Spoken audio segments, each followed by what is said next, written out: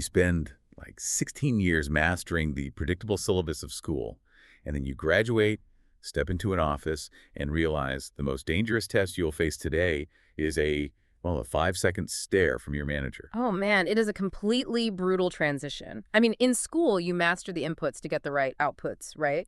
But in the workplace, you're basically navigating a social minefield without a map. Exactly. And so that's exactly our mission for this deep dive today. We're pulling insights from a self-improvement vault video on why our traditional education completely fails to prepare us for workplace communication. Right, and more importantly, we're extracting the mechanical tools to actually, fix it. So let's start with the loudest point of failure, which is listening.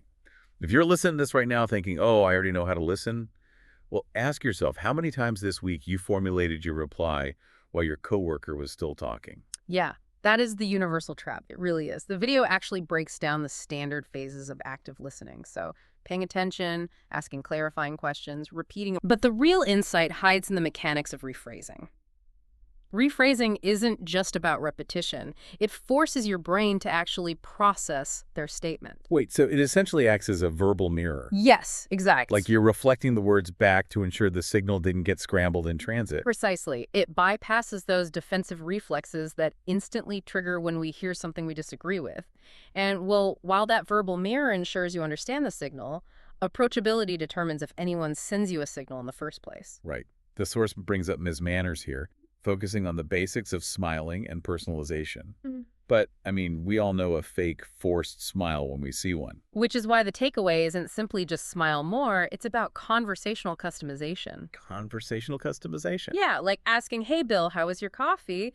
Instead of just a generic good morning.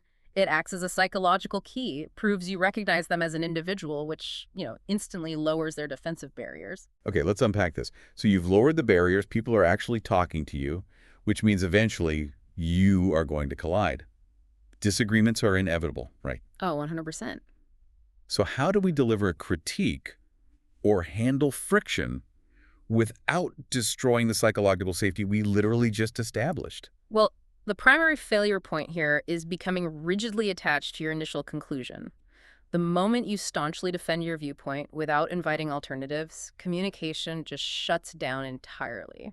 So what's the structural fix the source offers for that? They suggest adopting a policy of reciprocal reasoning. You state your logic and immediately ask, this is my reasoning, can you explain yours? You make them an active architect in the solution. But let's look at how we actually deliver that feedback, because I have to push back on a specific tactic the source mentions. Which one? The compliment sandwich. I mean, wait, isn't that a bit cliche? We all know what's happening when someone starts buttering us up. We're just waiting for the inevitable blow. It definitely triggers skepticism, I'll give you that. But the actual value of the compliment sandwich in this context isn't about artificially padding bad news. Okay, then what is it? It's about surgically removing the word "but" from your vocabulary. When you say, the visuals are great, but the content is weak, that word triggers a cognitive deletion. Ah, I see. It instantly erases the compliment that preceded it, like it literally acts as an eraser. It does. The alternative is additive phrasing. You say the visuals are great, and once we elevate the content, the whole presentation will be perfect. Oh, wow. You keep the validation intact while framing the critique as a collaborative next step. You're shifting the momentum from a roadblock to a ramp. Exactly. But even if you master that additive phrasing, the source points out a massive blind spot. Oh, right, the nonverbal stuff. We fixate on our vocabulary, yet 70 to 93% of communication is nonverbal. Yeah, think about the weight of that statistic. Even when you are completely silent, you are transmitting up to 93% of a message, and it frequently contradicts the words coming out of your mouth. Right, like the source highlights a fascinating neurological threshold here regarding eye contact. Everyone knows eye contact shows attention, but there's a strict 5-second limit. Yes, the 5-second rule. If you hold eye contact for more than 5 seconds and the other person isn't looking back, you've crossed the line from attentive to threatening. You're no longer listening, you're just aggressively staring. So remember to uncross your arms and pay attention to what your face is broadcasting. Right, and if we pull back and look at the bigger picture across all these tools, from the verbal mirror to additive phrasing to managing your gaze, it all boils down to one thing. Which is? Effective communication means recognizing you are not the only variable in the equation. Every interaction requires constant calculation of the other person's reality to actually develop ideas. Yeah, it really takes two to make that verbal mirror work. Which leaves you with something to ponder today.